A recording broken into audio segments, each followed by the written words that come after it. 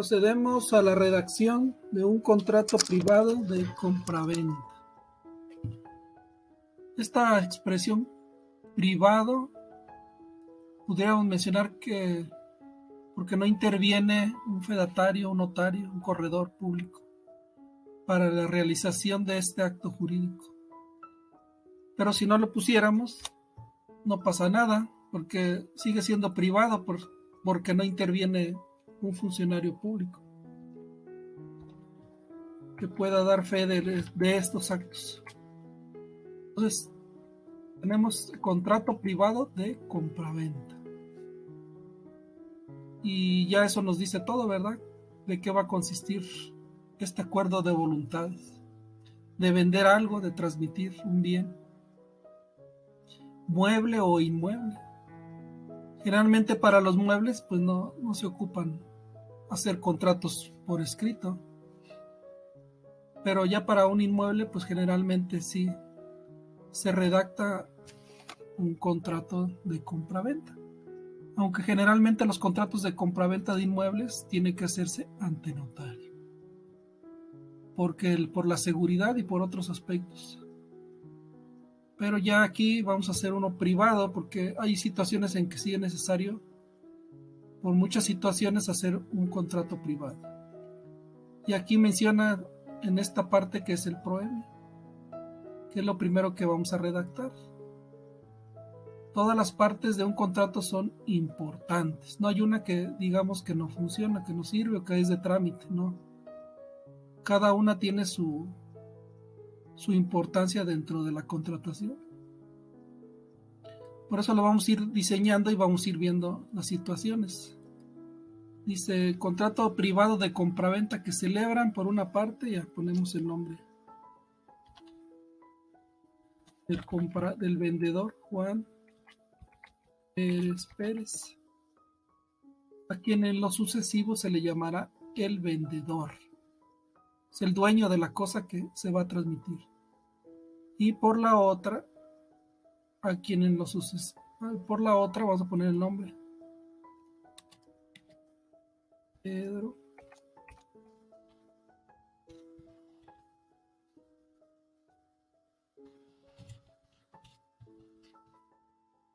López López, a quien en lo sucesivo se le llamará el comprador, al tenor de las siguientes declaraciones y cláusulas. Aquí cabe señalar que por eso mencionábamos que es importante el proemio. En muchas ocasiones, por ejemplo, el vendedor, si no es el dueño, ¿cómo va a vender un bien? Dicen, pero ¿cómo va a vender o cómo es que no es el dueño si es el titular? Bueno, pero si el bien está en sociedad conyugal, no es el dueño completo. Entonces, por eso se tiene que detallar a quien en lo sucesivo se llamará el vendedor, quien actúa, por ejemplo, con el consentimiento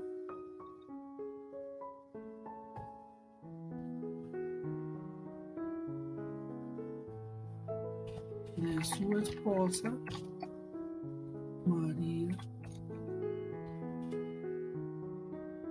Martínez Pines.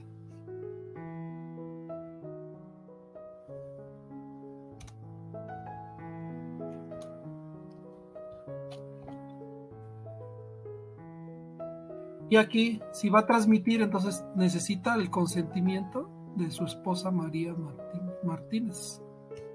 Ya queda detallado cuando está en sociedad conyugal, ya queda el consentimiento del copropietario. Cuando se va a comprar no es necesario, aunque Pedro López López estuviera en sociedad conyugal, aquí no se necesita porque esto va a ingresar al haber social de la sociedad conyugal. Entonces no perjudica ni la ley exige. Pero también si hubiera alguna situación, aquí también pudiera decir que también participa con el consentimiento de su esposa fulana de tal. ¿Por qué? Porque no, o si es concubina también, aquí pudiera ponerse, ¿verdad? Que quien actúa como concubina, con el consentimiento de su concubina, o si es para justificar que forma parte de un concubinato, entonces los dos tal vez van a aparecer como compradores. Ya el abogado tiene que decidir cómo va a detallar esa situación, por muchas circunstancias que ahorita no vamos a ahondar en ellas.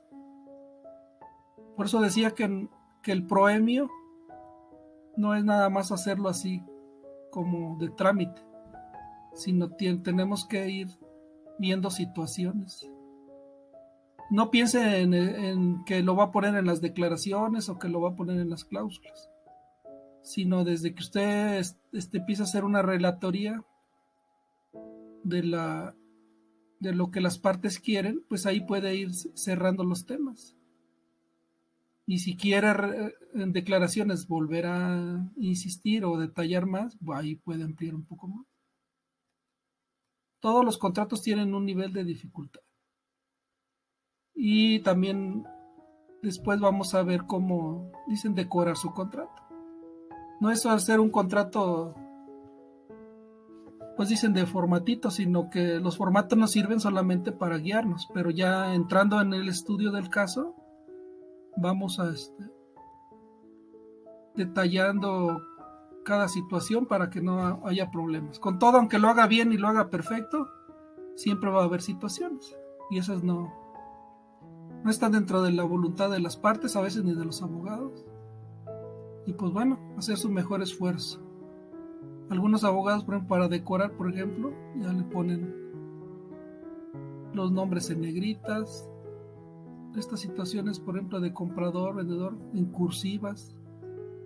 Y así se hace una decoración de un contrato. Con todo, ahorita vamos a terminar entonces el proemio y vamos a dar paso a las declaraciones. También es muy importante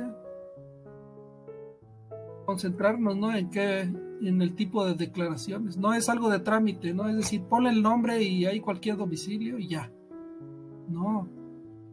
Tenemos que saber qué persona es, si está correcto su nombre, si coincide con su CUR, sus credenciales, si su domicilio es real, su edad. El estado civil es muy importante. ¿Por qué? Porque siempre se omite, ¿verdad?, la situación de la sociedad conyugal, o si es un usufructuario, o si es solamente un heredero no declarado todavía legalmente. Hay muchas circunstancias que si no las ponemos en las declaraciones van a generar problemas. Y como abogados pues nos están contratando para eliminar la mayoría de situaciones. Entonces vamos a ir viendo en declaraciones. A ver. Primera, el vendedor declara que sus datos generales son llamarse como ha quedado escrito. O sea que ya verificamos que Juan Pérez Pérez se llame así. Porque después pasa el tiempo y no era Juan Pérez Pérez, era José Juan Pérez Pérez. Entonces ya no coincidió con. Y si la persona tiene problemas con otras personas como José Juan Pérez Pérez, después va a decir que no es la misma persona. Con todo, bueno, entonces ya confirmamos que se llama como ha quedado escrito, con domicilio en. Si ya va a vender el inmueble donde vive, pues poner un domicilio aquí el mismo, pues no va a ser de mucha ayuda, porque se va a ir de ese domicilio y a dónde lo vamos a notificar. Entonces vamos a suponer que vamos a poner un domicilio diferente.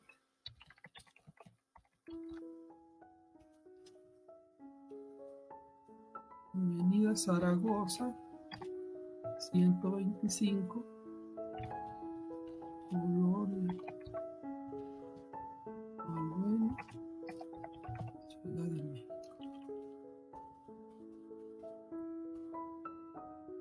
Y su edad vamos a ponerle 50 años. La edad es importante porque si es un menor de edad, es obvio que el que va a hacer un contrato está consciente de que pero a veces se dice mayor de edad y tiene 17 años. Y a veces alguien que demuestra más edad tiene menos. Entonces siempre hay detalles, situaciones. O se quiere mentir, ¿verdad? Quiere vender como mayor de edad siendo que es menor de edad. Y la instrucción, vamos a poner por si preparatoria, ¿no? Preparatoria. Estado civil. Pero hemos visto arriba que actúa con el consentimiento. Entonces vamos a poner que sea congruente. Pasado. Con ocupación, empleado, sabe leer y escribir, y que el predio está libre de gravámenes. El predio objeto de compraventa. Hay que aclarar un poco más.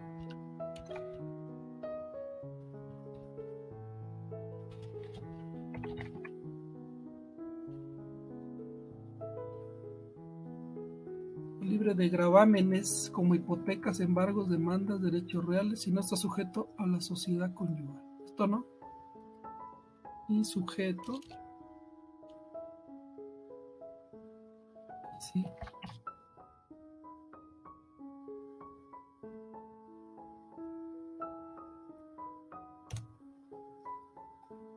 Además declara encontrarse en pleno goce de sus derechos, con capacidad de goce y ejercicio para celebrar contratos.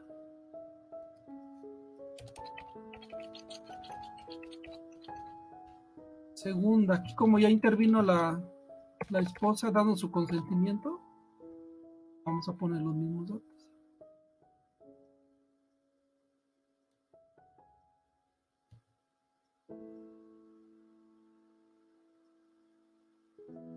Lo mismo, nomás lo vamos a ajustar aquí.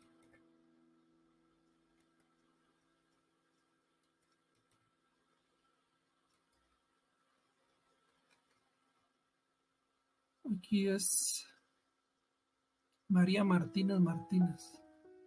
Segunda, aquí. Hace María Martínez Martínez, esposa del vendedor, declara que sus datos generales son llamarse como ha quedado escrito. Vamos a volver a confirmar, ¿verdad? Que su nombre es correcto. Con domicilio en Avenida Zaragoza, 125. Edad, vamos a ponerle como ejemplo, 48 años. Preparatoria, estado civil, casada. Ocupación.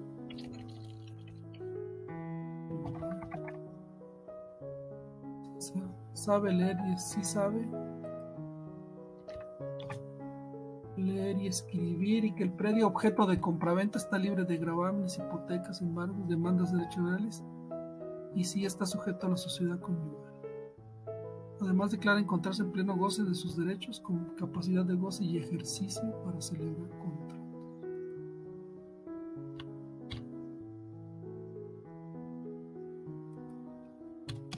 Y está de acuerdo con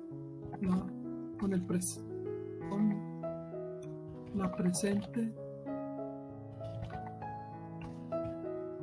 compraventa.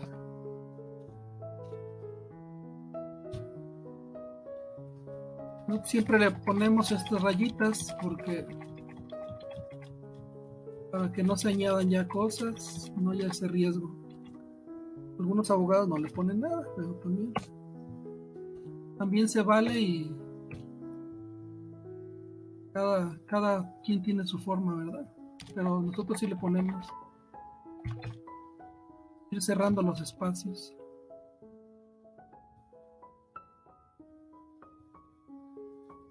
Ya después al último le daremos un formato. Tercero y último, el comprador declara que sus datos generales son llamarse como ha quedado escrito, con domicilio en, puede ser su actual domicilio. puede ser diferente al del inmueble que va a adquirir. Entonces ponemos en la avenida Insurgentes Sur 2020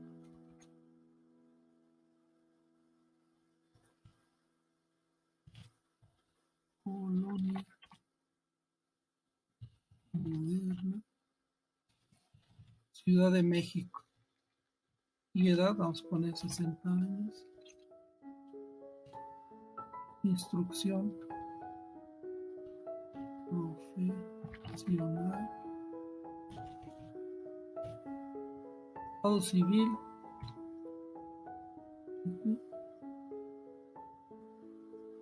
Hay que ver la situación, ¿verdad? Como dijimos, si es soltero, casado o en concubinato. Pero vamos a poner el caso que es soltero. Aquí no afecta mucho, aunque si se pone soltero y está en unión libre, pues ya de todos modos está sujeto a un régimen. Y ya sus problemas van a ser otros. Y ocupación, vamos a ponerle empresario.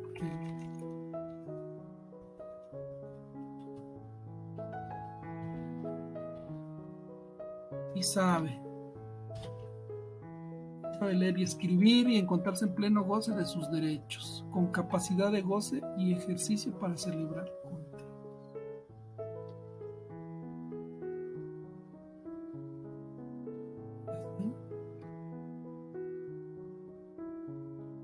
Y vamos a agregar una cuarta declaración, solo para darle entrada a las cláusulas.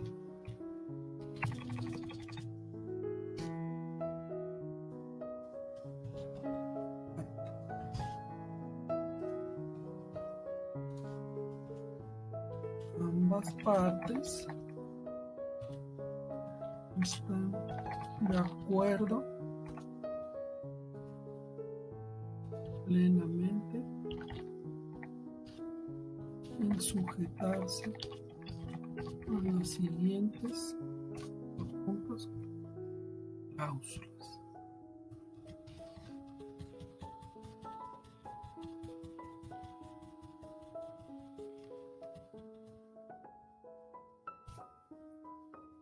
Y ya de aquí, pues ya hicimos todo lo que es el proemio y las declaraciones de un contrato privado de compraventa. Si tiene algún detalle, algo que pues tendría que estudiar ustedes su código civil en el capítulo de compraventa, estudiar lo que es la sociedad conyugal, lo que es el concubinato, cómo cuidar los bienes del concubinato, las compensaciones y las pruebas que se requieren, ¿verdad?, para salvaguardar los derechos de los contratantes, tanto de los que están presentes como la esposa, comprador, vendedor, la concubina. Todo eso tiene que aclararse aquí en las declaraciones. ¿Qué pasaría si en alguna cosa se está mintiendo?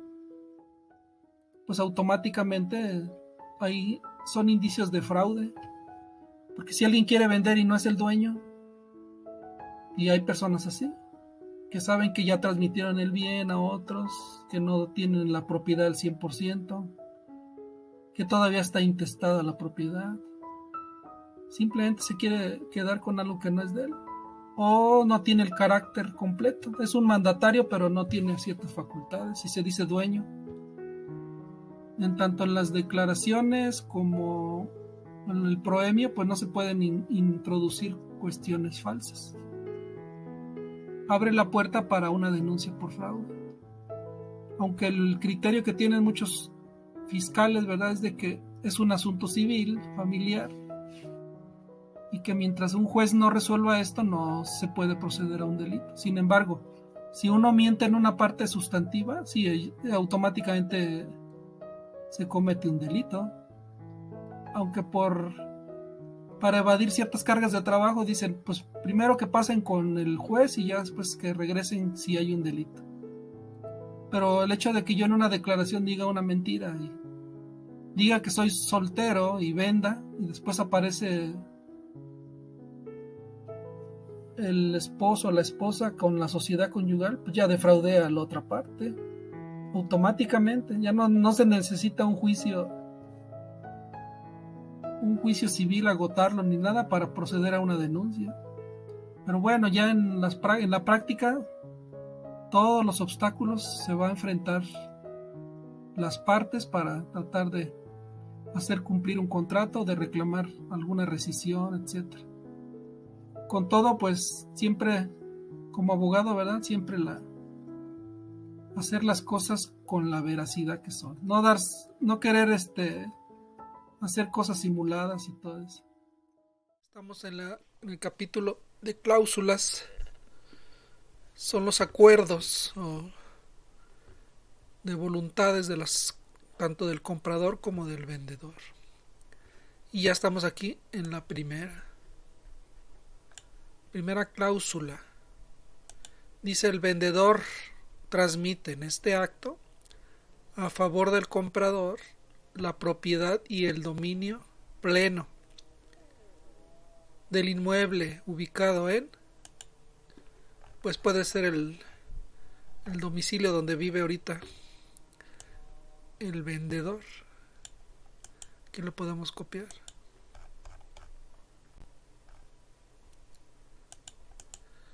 Le va a vender su casa. Ahí ubicada en Avenida Zaragoza 125, Colonia Balbuena. Aquí vas a describir tanto la descripción que está, la nomenclatura de las calles, y yo también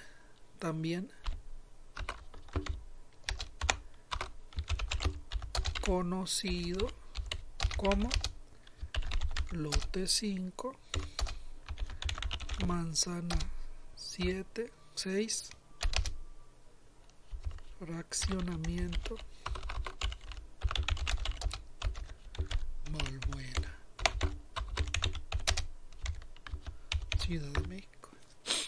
Tal vez se tenga, las escrituras a veces manejan este tipo de nomenclaturas, las escrituras de Cored o de alguna otra forma de documentar la compra anterior, o en el predial. Como sea, podemos aquí relacionarlo, que no quede duda que la nomenclatura que está, por decir, con la pública, y esta es la que está en la documentación. Por si fuera poco, pues vamos a poner aquí las medidas y colindancias. Al norte en 20 metros y colinda con calle, con Avenida Zaragoza. Puente Coma. Al sur en 20 metros y colinda con lote 1. Al oriente en 10 metros y colinda con la señora Juana. Y al poniente en 10 metros y colinda con el señor José Juana. Vas a ponerlo aquí como está en tu escritura.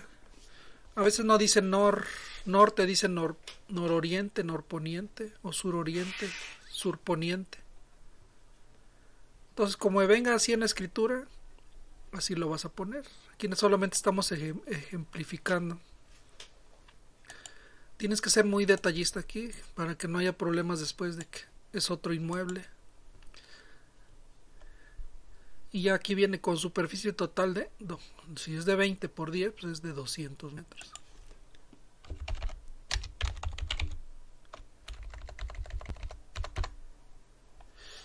Si hay diferencias en el catastro, pues también podemos aclarar aquí. aclarando que en el catastro aparece con 202 metros. Ya dice aquí, inscrito en el registro público de la propiedad y del comercio, bajo el número, ya se le conoce actualmente como folio real, y ya viene un número. Aquí es inscrito en aquí puede ser Instituto de Servicios Registrales del Estado de México. Como es Ciudad de México, vamos a ponerle la dirección del Registro Público de la Propiedad del Comercio de la Ciudad de México, bajo el folio real tal, con todas sus accesiones y derechos que pudiera corresponderle, y sin, es importante, gravamen o adeudo alguno. Entonces todo va a estar al corriente, de manera que si aparece un adeudo, pues se va a comprometer a cubrirlo. Si no es un fraude, porque aquí no especificó, dice que sin adeudo alguno, comprometiéndose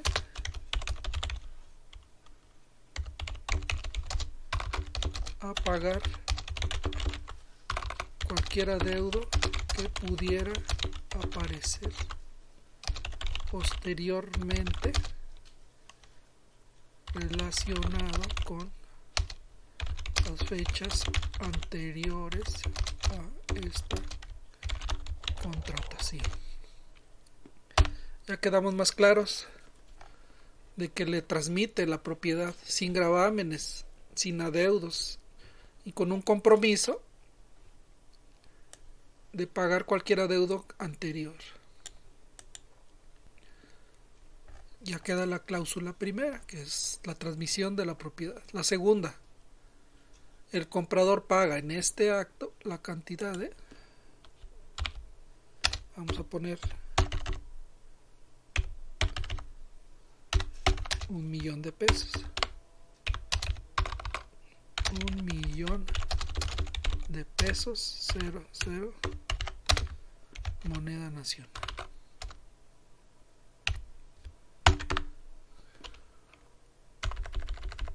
Como valor total de la presente operación de compraventa del inmueble descrito en la cláusula anterior, como pago único y absoluto, entregándole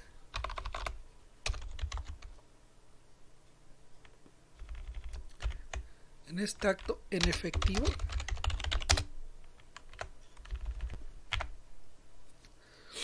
el valor total, entregándole el vendedor un recibo finiquito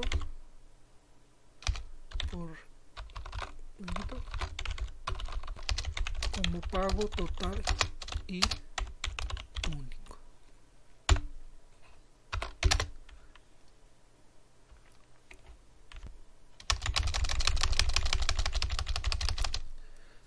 Si va a ser en pagos, aquí también puede describir los pagos. Si va a ser en transferencia, también que ya se hizo una transferencia de tal cuenta a tal cuenta y que exhibe el comprobante de la transferencia.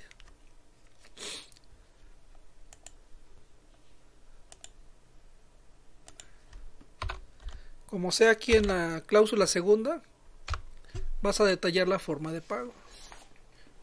Si lo hace por medio de alguna institución de gobierno, pues también que le cubrirá por medio del cheque número tal o por medio de tal institución. Ya viene la tercera. En esta fecha el vendedor hace la entrega al comprador de la posesión física y real del inmueble y de las llaves. Aquí pone recibiéndolo de entera conformidad. y en las condiciones en que se encuentra a su total satisfacción. Entonces ya va a entregar el inmueble y aquí ya queda aclarado que lo recibe a su entera satisfacción. De manera que si al rato aparece que ya no le gustó algo, así ya lo recibió.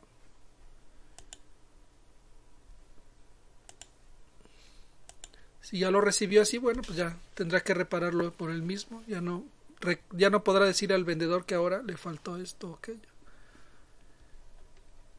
Y ya tenemos ahora la cláusula cuarta. Ambas partes están de acuerdo que la escritura definitiva será otorgada ante el notario público número 100, vamos a poner, de la Ciudad de México. Y en su caso que no sea posible, será otorgada ante el notario público que decida la parte compradora. Ambas partes obligan a comparecer ante el notario designado dentro del término de 30 días a partir de la fecha del presente contrato, respondiendo por los daños y perjuicios que ocasione su retardo. El pago de los honorarios al del notario corresponderá al comprador, pero cada parte responderá por el impuesto sobre la renta y de adquisición de inmuebles que le fije la ley a cargo de cada uno.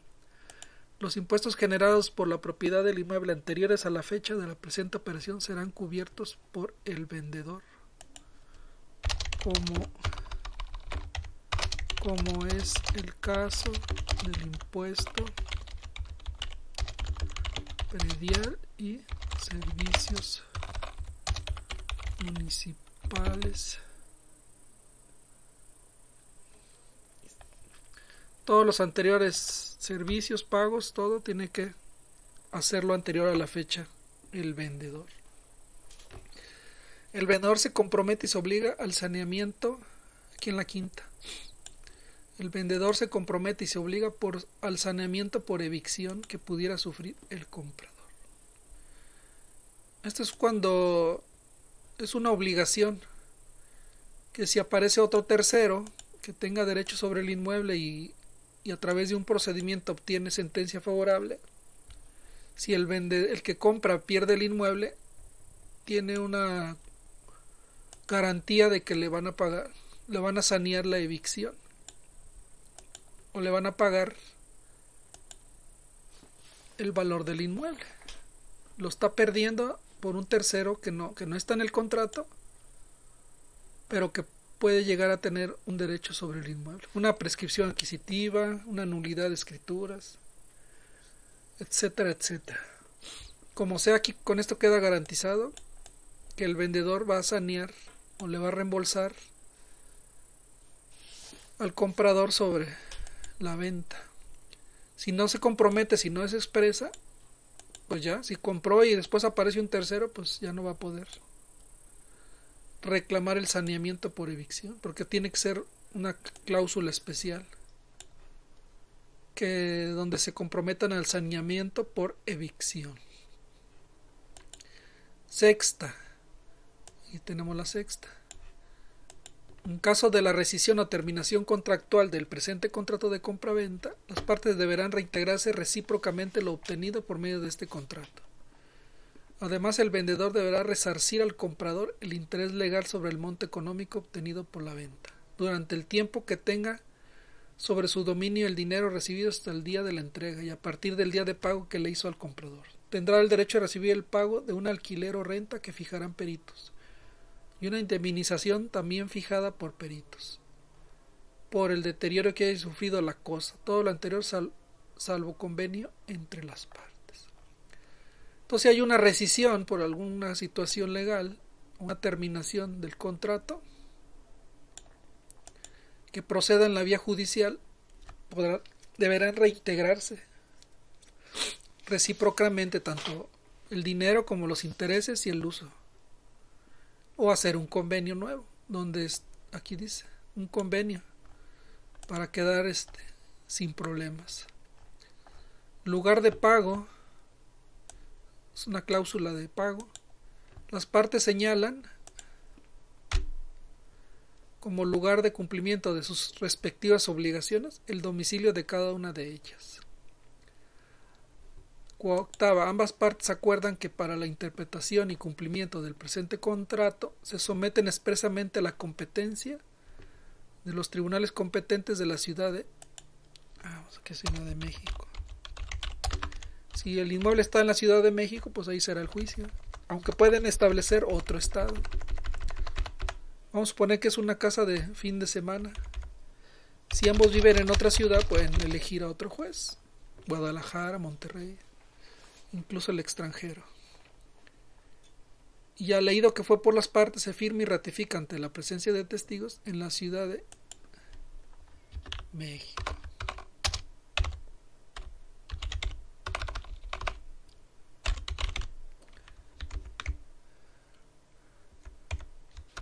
Siendo las, ¿qué será ya? Poner una hora exacta de cuando se estuvo haciendo la firma o el contrato. 11 horas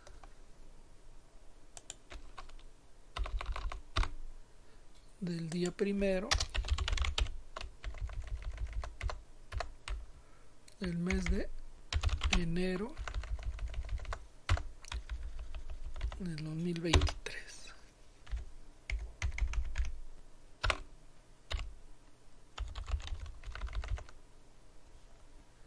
Y aquí va el nombre del vendedor. Firma.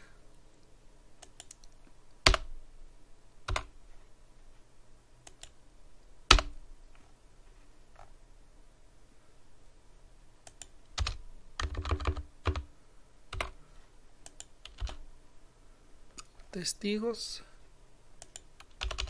¿Qué vamos a poner? Visto bueno. Esposa.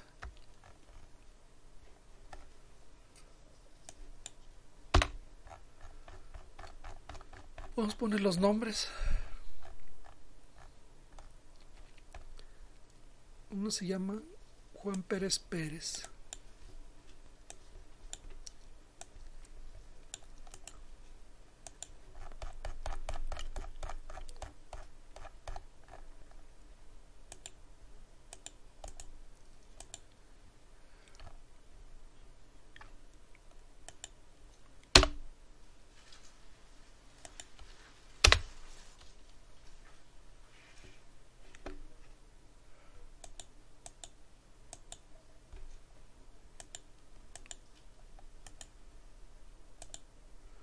Ahí está Juan Pérez Pérez. Pedro López López es el que va a comprar.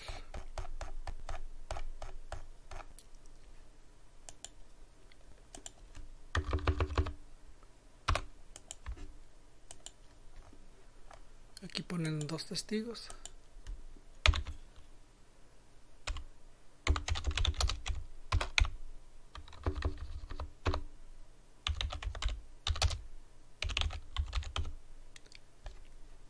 Y el visto bueno de la esposa, del vendedor, para que después no reclame su 50%, sino que ella está de acuerdo también.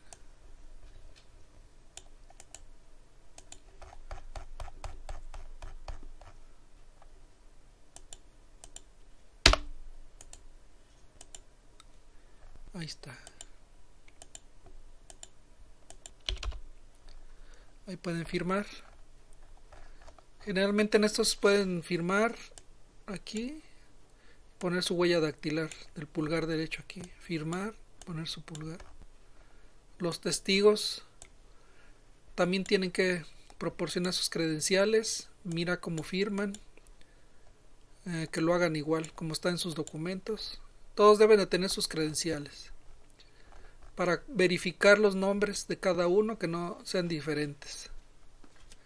Van a hacer una compraventa y después resulta que el vendedor no se llama así, o el comprador, o la esposa es otra con otro nombre, pues no va a proceder, no va a servir el contrato. Todo tiene que llevar una congruencia. Y hasta aquí. Aquí pusimos una nota, dice, en una cláusula aparte pueden detallar el derecho del tanto, cláusulas penales, etc. Vamos a borrar. ¿A qué nos referimos? Pues si no firman, por ejemplo, en 30 días, aquí se puede poner una penalidad. Dicen, ya pasaron más de 30 días, pues se obliga.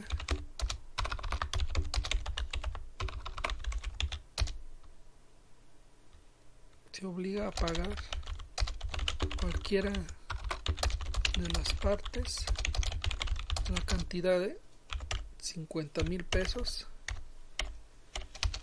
por el retardo injustificado de la firma ante notario. Es una cláusula penal.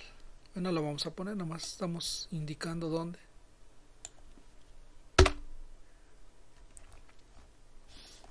Ya te quedó aquí un contrato de compraventa.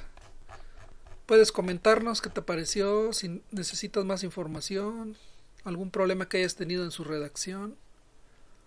Si necesitas que te apoyemos también, abajo en el link está el modelo inicial. Podemos ayudarte a complementar alguno. También puedes hacer tus aportaciones para seguir sosteniendo este sitio de redacción y consulta jurídica. Te esperamos nuevamente. Hasta luego.